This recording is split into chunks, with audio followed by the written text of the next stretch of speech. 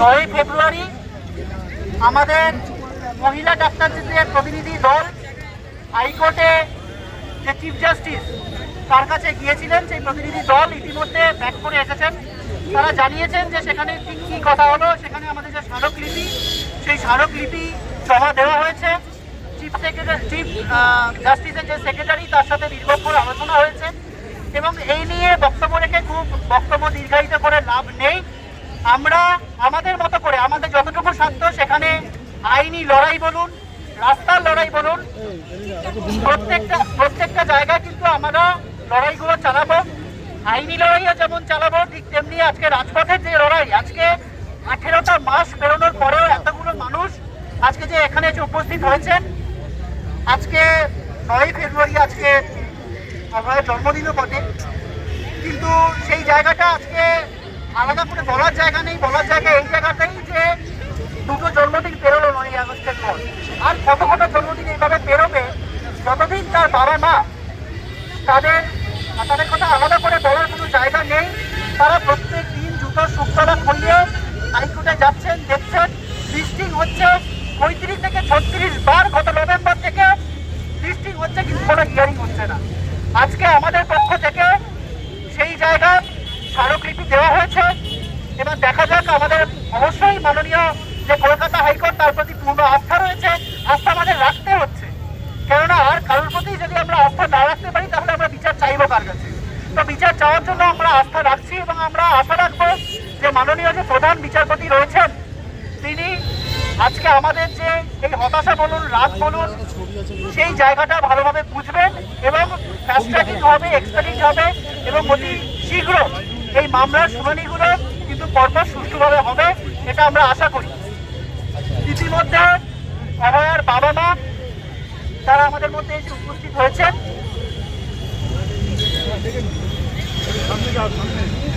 আমি চাইব যে কাকিমা কাকু দুজনেই যেটুকু পারেন অল্প করে যদি কিছু বলেন।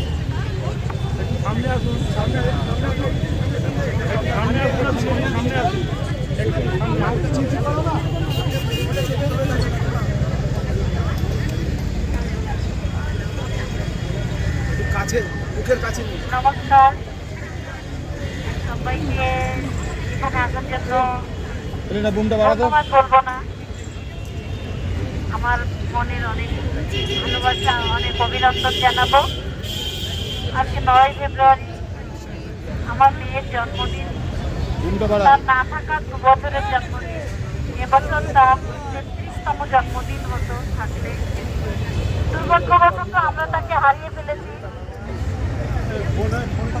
তার কর্মস্থলে তাকে খুন করা হয়েছে, তাকে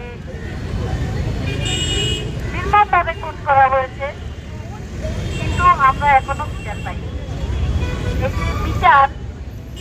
বিচারের নামে আমাদের দেখানো হচ্ছে একটা সার্কাস। কেন হচ্ছে আমি এই যে সঞ্জয় রায়কে ধরা হলো, সঞ্জয় রায় একাই অপরাধী।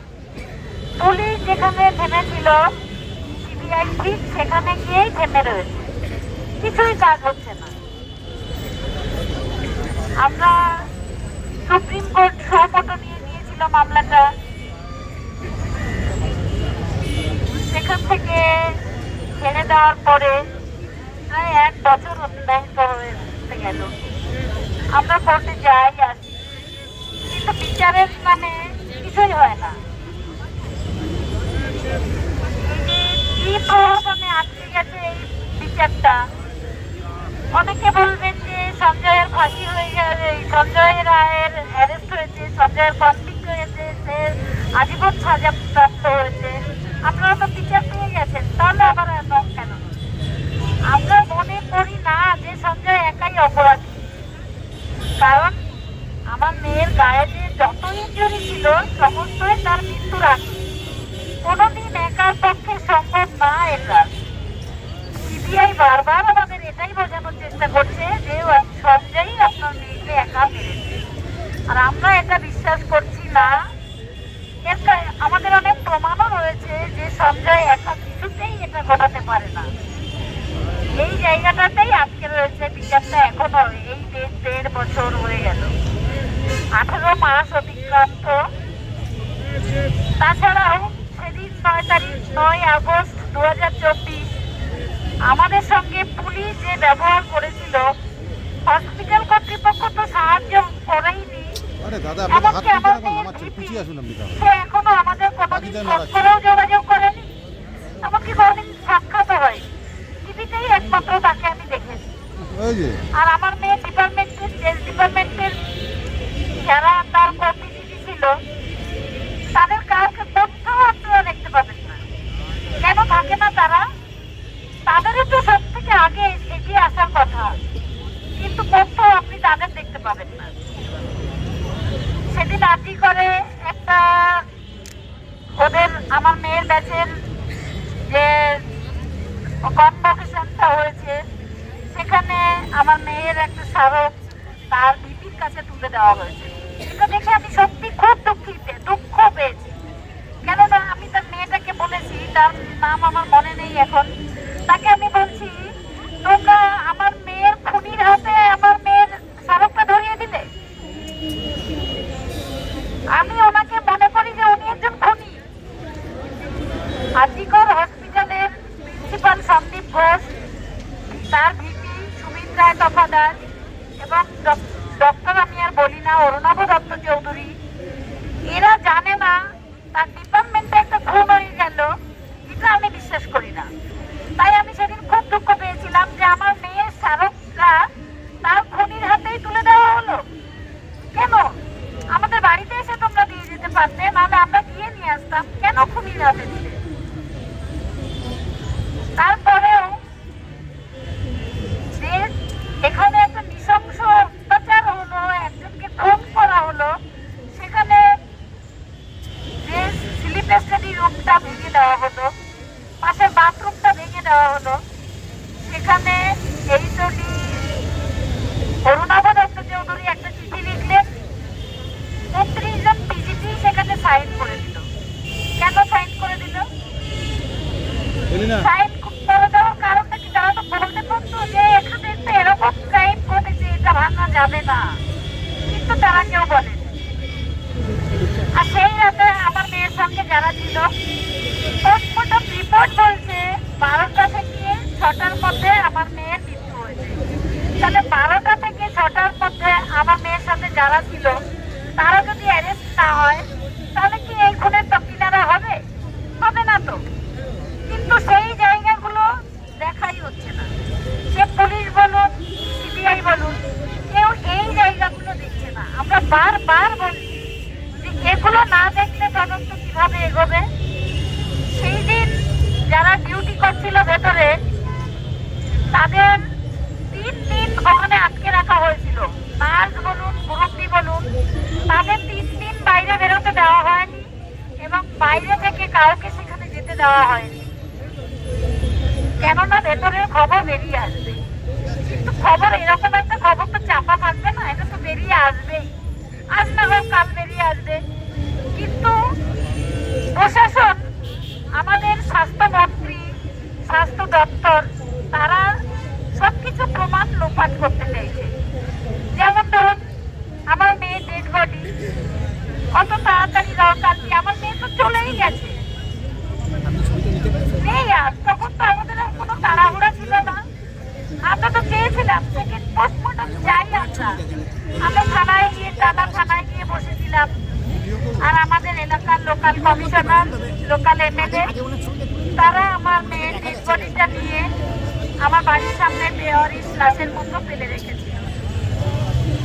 আমরা 2 ঘন্টা সেখানে বসে থেকেও আমরা সেখানে এফআইআরটা লেখাতে পারিনি। আমাদের পুলিশ আমাদের গাড়িতেই আটকে রেখেছিল। তারপরে আমরা বাড়ি চলে যাই, কারণ আমরা যদি তখন বাড়ি না যেতাম, ওকে ওরা নিয়েই পুড়িয়ে দিত। তাই আমরা তখন বাড়ি চলে গেছিলাম, কিছুই করতে পারিনি। এমনকি ওই যে সবাই গাড়ির চালক, তার টাকাটুকুও আমি দিতে পারিনি। কে দিয়েছে আমি জানি না। এবং যখন আমার মেয়েকে শোয়ানো ছিল ঘরের মধ্যেই, তখন ডিসি লর্ডকে ডেকে নিয়ে এসেছিল আমাদের এলাকার এমএলএ, কমিশনার এবং আমাদের পাশের বাড়ির লোক। তারা একবার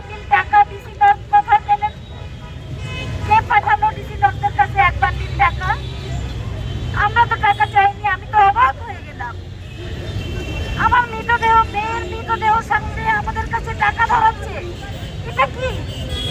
আমি তখন চিৎকার করে কেঁদে ফেলেছি যে কেন টাকা দিচ্ছে, কেন আমাদের? আমরা তো টাকা চাইনি, আমরা তো আমার মেয়েটাকে ফিরিয়ে দিন না। তখন আমাদের পাশের বাড়ির সঞ্জীব মুখার্জি, ওখানে আমাদের রিলেটিভ যারা ছিল তাদের সঙ্গে তুমুল ঝগড়া বাঁধিয়ে আমার মেয়েকে নিয়ে বেরিয়ে যায়। আমরা পেছন পেছন শুধু গেছি, কিছুই আমাদের করতে হয়নি, সব কিছু ওরা করেছে। এমনকি শ্মশানে 3টে ডেড বডি ছিল, তার পাশ পরে গিয়ে তাড়াতাড়ি ডেড বডিটা দিল্লিতে ঢুকিয়ে দিয়েছিল। আমাদের মাননীয় স্বাস্থ্যমন্ত্রী দিলীপ গোয়েলের সঙ্গে 2 ঘন্টা কথা বলেছিলেন। তিনিও এত উদ্বিগ্ন ছিলেন যে রাত 2টা পর্যন্ত দিলীপ গোয়েলের সঙ্গে কথা বলেছেন। এটা আমি বলছি না, এটা মুখ্যমন্ত্রী নিজে বলেছেন। তারপরে যখন আমার মেয়েকে চুল্লিতে ঢুকিয়ে দেওয়া হলো, তখন আর পুলিশ সবাই চলে গেল এবং নির্মল ঘোষ সঞ্জীব মুখার্জির পিঠ চাপড়ে বলছে ওয়েল ডান বয়, ওয়েল ডান বয়। এবং এরা সবাই পুরস্কৃত হয়েছে। তারা আমাদের এখানে লোকাল এমএলএ, কমিশনার, তারা তো পুরস্কৃত হয়েছে এবং সিবিআই এর যারা আর্জিকর তদন্ত করছে তারাও পুরস্কৃত হয়েছে। এমনকি সেদিন দেখলাম সীমা পাহুজারও পদোন্নতি হয়েছে। যে কিনা সীমা পাহুজা আমাদের সঙ্গে কথাই বলে না, বাবা মা মিসবিহেভ করে, তাই আমাদের সঙ্গে কথা বলে না, তারও পদোন্নতি হয়েছে। তাহলে আমাদের রাজ্যে তথ্য প্রমাণ ধামাচাপা দিলে তাহলে পুরস্কার পাওয়া যায়। তাহলে কেন ক্রাইম হবে না আমাদের রাজ্যে? ক্রাইম তো হবে, যারা ক্রাইম করবে তাদের পুরস্কার দেওয়া হবে, আর যাদের সঙ্গে ক্রাইম ঘটবে তাদের হাতে কিছু টাকা ধরিয়ে দেওয়া হবে। এটাই আমাদের ভবিতব্য। কিন্তু এই ভবিতব্য তো আমরা মানব না। এই ভবিতব্য মেনে আমরা বেঁচে থাকতে পারবো না, কারণ আমরা আমার সন্তানকে হারিয়েছি। আমি নিজে হাতে কষ্ট করে তাকে মানুষ করেছিলাম, আর সে শুধু একজন ডাক্তার ছিল না, 30 বছর বয়সে সে যেটা করে গেছে, হয়তো একটা 90 বছর বয়স বেঁচে থাকলেও এটা করতে পারে না। এটা আমাকে মেয়ে বলেনি, মেয়ে চলে যাওয়ার পরে অনেক মানুষ এসে আমাকে এগুলো বলেছেন বাড়িতে। আমাকে সবাই বলেন যে গুণগুলো থাকলে মানুষ ভালো থাকে জীবনে, সেই গুণগুলো আপনার মেয়ের ভেতরে ছিল বলেই তাকে চলে যেতে হয়েছে। আমার মেয়ে দুর্নীতির বলি হয়েছে, এটা আর কারো সন্দেহের অবকাশ থাকার যে কথা নয়। এই দুর্নীতি সন্দেহ সন্দেহ দুর্নীতি, এই রঙে রঙে দুর্নীতি। আমাদের এটা থেকে বাইরে বেরিয়ে আসার জন্য সমাজকে আমি একটা বার্তা দিতে চাই। সমাজকে সচেতন নাগরিক হতে হবে। আমাদের চেতনার মানে কি বলবো, মানুষ চেতনা হারিয়ে ফেলেছে। মনে হয় আমাদের পরিবারের প্রধান যদি ভুল পথে চলেন, আমরাও তার পেছন পেছন ভুল পথে চলবো, সেটা না। তিনি যদি ভুল হন তো আমাদের বলতে হবে তুমি ভুল পথে হাঁটছো, তুমি সঠিক রাস্তায় হাঁটো। এটা বলার সময় আমাদের এসেছে। আমাদের শিক্ষা, আমাদের স্বাস্থ্য সব কেড়ে নেওয়া হয়েছে। আজকে আমাদের পরিবারের একজন যদি কেউ শরীর খারাপ হয়, তখন আমরা বুঝতে পারি যে আমরা কতটা অসহায়।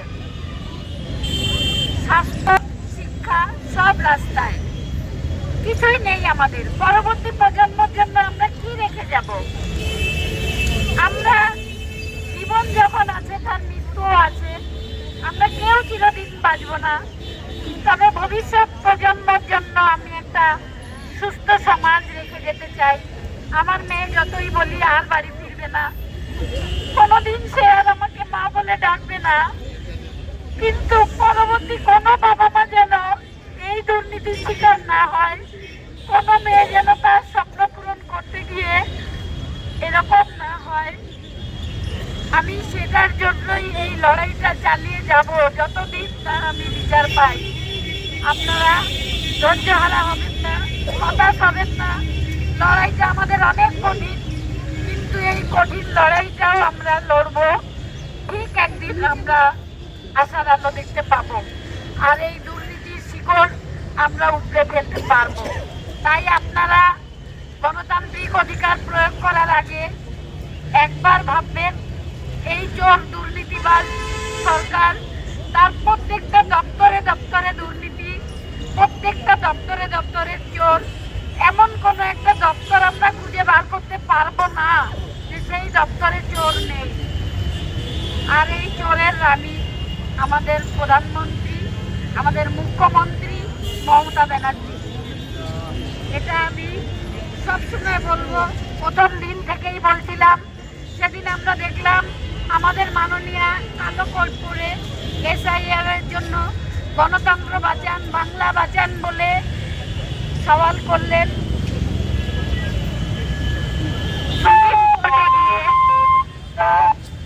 এটা যদি আমার মেয়ের বিচারের বেলায় করতেন তাহলে আমাদের বিচার পেতে এত কষ্ট হতো না।